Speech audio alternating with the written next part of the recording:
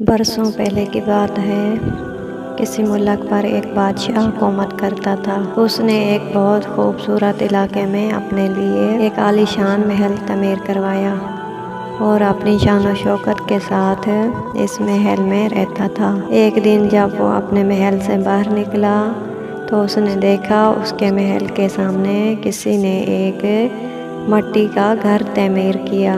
اسے یہ بات سخت ناپسند آئی۔ اس کے عالیشان محل کے سامنے ایک مٹی کا گھر۔ اس نے اپنے سپاہیوں کو حکم دیا کہ اس گھر کو نیست و نابود کر دیا جائے۔ سپاہیوں نے ایسا ہی کیا۔ وہ گھر دراصل ایک غریب عورت کا تھا جو مزدوری کرنے گئی ہوئی تھی۔ جب وہ شام کو گھر لوٹی تو کیا دیکھتی ہے کہ اس کی ساری کائنات ہی تباہ ہو چکی ہے۔ اس کے گھر کو نیست و نابود کر دیا گیا تھا۔ وہ بہت دکھی ہوئی اور روئی اور کہا، یہ کس نے کیا؟ اور پھر روتی جاتی اور یہ کہہ جاتی، اے اللہ، میں تو یہاں نہیں تھی، تو تو تھا، میں یہاں نہیں تھی، تو تو تھا۔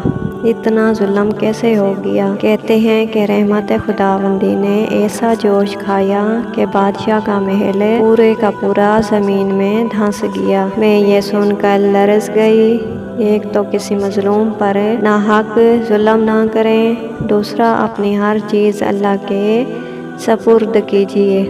اپنے پیاروں کو جو پردیس میں ہیں ان کو اپنے مال، زمین، جائیداد، عزت و آبرو خدا کے سپرد کیجیے۔ آپ ہر جگہ نہیں ہو سکتے، وہ ہر جگہ ہو سکتا ہے۔ اسے نہ اونگ آتی ہے نہ نیند۔ وہ علیم الخبیر ہے اور بہترین نگہبان بھی۔ سبحان اللہ۔ ملتے ہیں اگلی ویڈیو میں، تب تک کے لیے اللہ حافظ۔